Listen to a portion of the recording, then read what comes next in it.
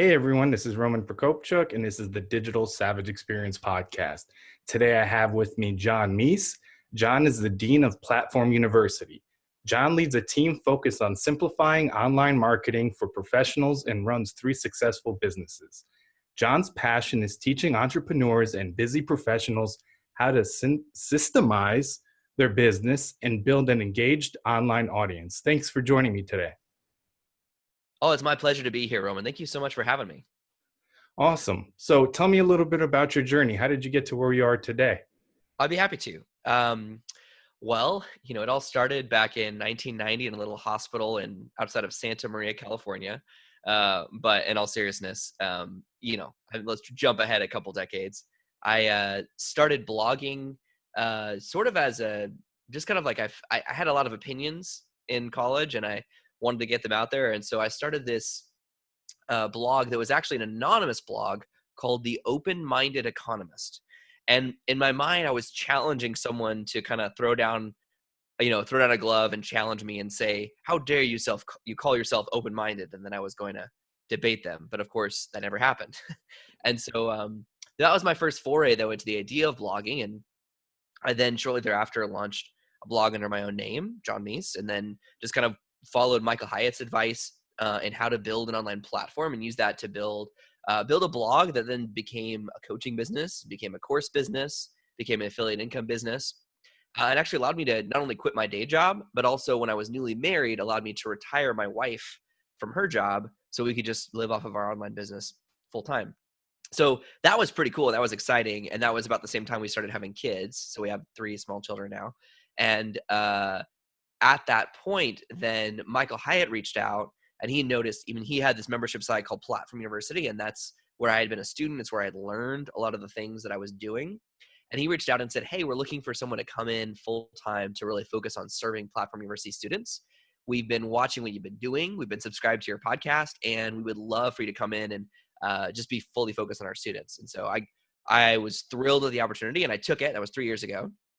So my focus now over the last 3 years, while I still have a blog and I still do generate money through my online business, the majority of my focus is Platform University. And so, that's where we really take this whole idea of building a blog or a YouTube channel or a podcast. And how do you really build an audience around that? How do you turn that into a business online? And that's what we teach. So that's a little bit of kind of like where we're at right now. And then you mentioned in the intro that I have 3 businesses.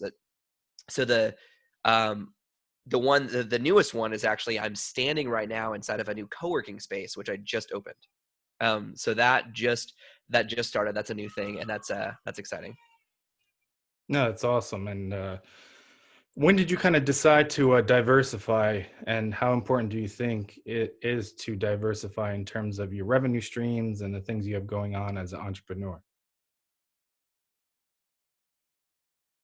Yeah, I think actually more important than diversification is the idea of focus. And so while I did diversify, really for the longest time, my focus was hyper focused um, on specific areas where I felt like I could add the most value. And so when I started with my blog, as we skipped the part where actually I started a software company that I later divested myself from.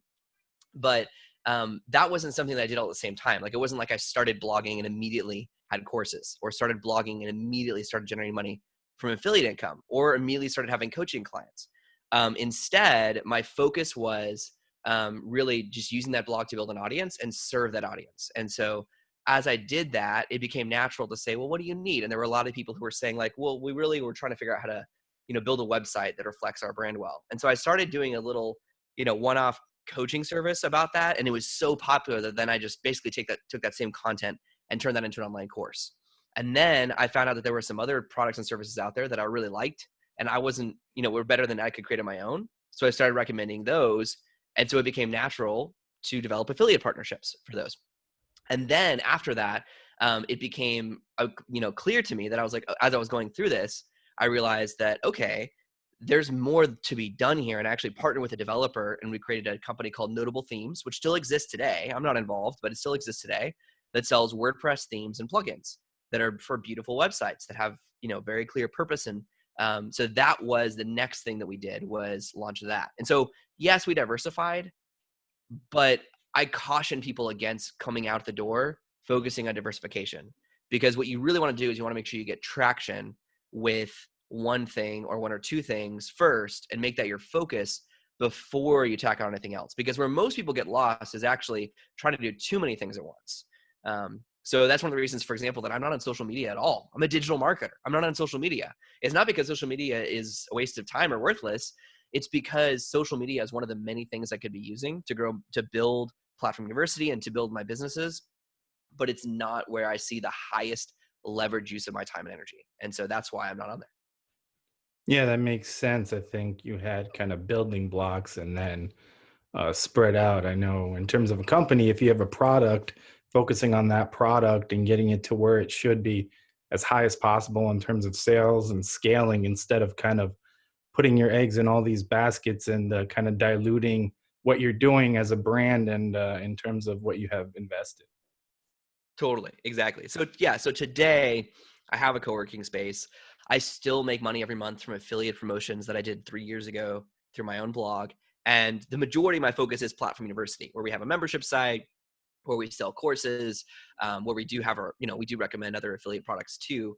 Um, but along the way, I've actually, I periodically shed things that made sense at one time, but are no longer the best use of my time and energy. Like that software company that I mentioned, Notable Theme still exists, but there came a point where I realized that it wasn't actually the best and highest use of my time and energy. And so I just had a candid conversation with my business partner and divested myself financially from the business. And he's continued to run it. I mean, and so way back, I've actually hired him through Platform University for some custom website projects. So like, we're still good. We still talk on a regular basis, but that was something where I realized like I could actually walk away from that because it wasn't where my focus needed to be.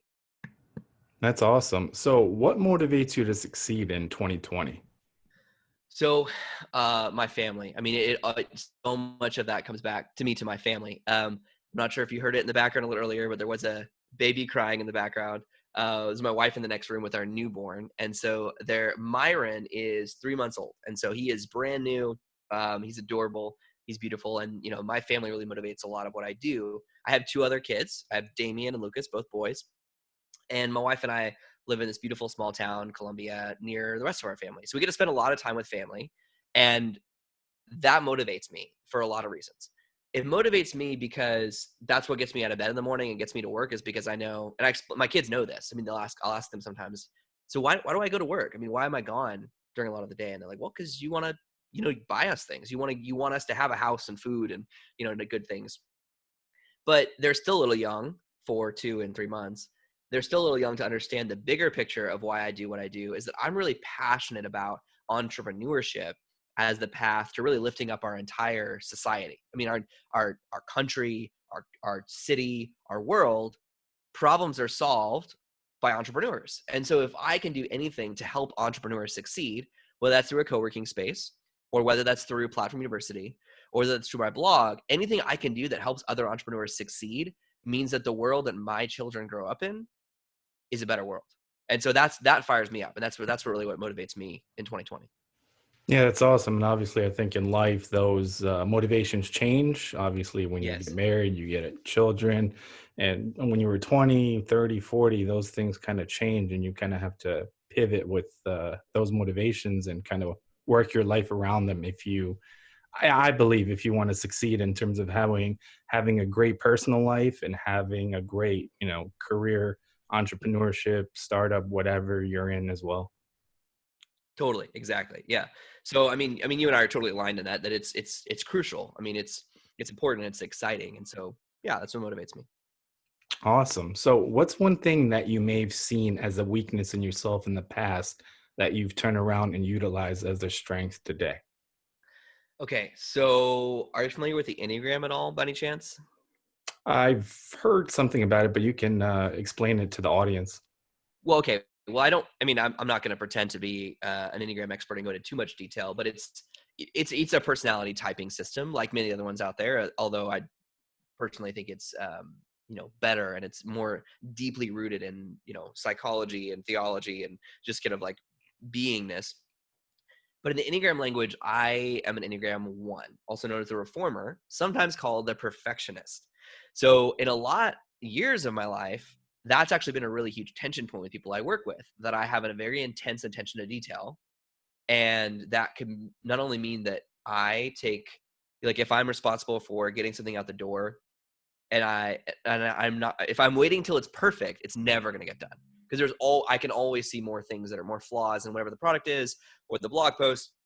And so how I've turned, I mean, that's become a weakness. In the past, that was a weakness in part because of it was difficult to work with people when I didn't have empathy for them. Before I discovered the Enneagram, I just kind of like thought you either cared about details or you didn't care. And that kind of, it was a very negative way of looking at people around me. But once I realized that people are wired different ways, and that it's not that people intentionally overlook details, it's just that it's not natural for them to see it. And that's actually healthy.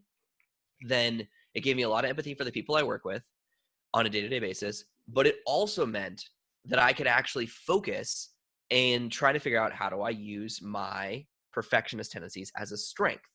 Now, before I did that, I backed up for a second and said, okay, I need to make sure this doesn't slow me down. And so I operate heavily based on deadlines, and calendars that the deadline for when the blog post goes out, that's when it goes out. So if it's not, it just has to be done by then. I can't just, slave over it forever. And the flip side of that is also that I've also realized that in my mind, and this come from trial and error, something that's about 80% done in my mind is actually probably 100% done to most people.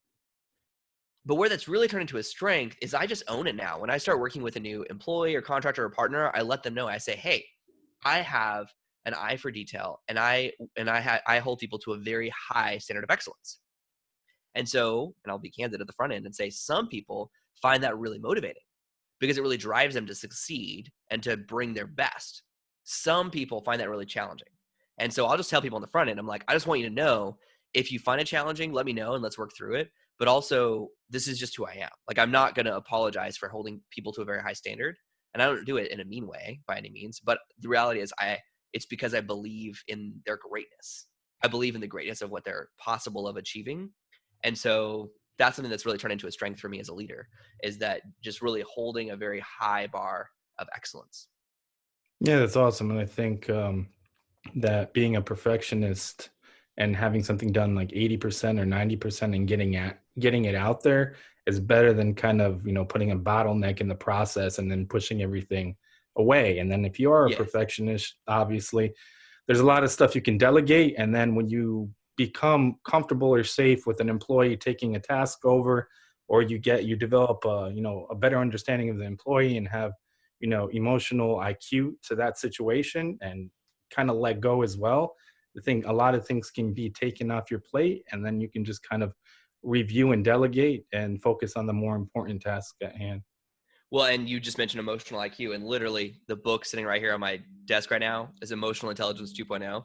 Because I mean, that is something I recognize, that as someone who's like, I'm very driven by logic, by pursuing rightness and correctness and justness, that it's something that I work at in our personal relationships, that I actively work at. And my wife is so helpful to me in this. I actively work at making sure that I'm thinking through the emotional intelligence of the situation, and what is the emotional layer that's going on, and really just assuming the best of intentions.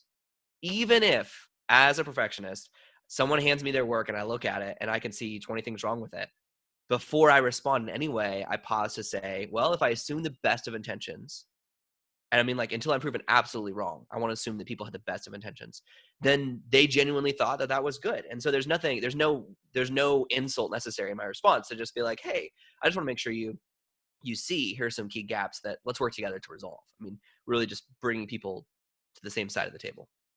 Yeah, I agree. And I think over time and with age and being in different situations in terms of professional and personal, you get to deal with a lot of people and a lot of personalities. And if you are interested in improving, because you ultimately need to tell yourself that, you can improve and want to focus on it. And you kind of develop it over time, because when I was 20, I would obviously react a little differently to certain situations that I experienced when I'm now 35, Of and it's course. kind of totally different in terms of mindset. Yeah. Yeah. Progress, I forget who said it first, but I mean, the idea that, progress beats perfection. I mean, that And that's really what you're talking about when it comes to personal growth, when it comes to growing your business or improving your marketing. It all comes back to the idea of what's the next thing, the next right thing, and the next good thing that you can pursue. Yep. And I mean, it's all moving pieces and the pieces have to fit. So, I mean, I'm going to use a sports analogy. I used to play a lot of pickup basketball. So there were kids that are individual great players, but you put them all five people on one team and you put five people that are good at one specific task and they Yes, would beat them every time because it's that kind of right fit, right energy, and kind of right mesh of talent. exactly. So, what's one piece of advice you have for the audience, personal or professional? Oh man, that's a good question. One piece of advice. Being an Enneagram one, who has a lot of opinions, I have lots of advice. So, but if I can narrow that to one, I mean, it's actually not original. It comes from Greg McEwen in his book Essentialism. And it's the whole idea to do less better.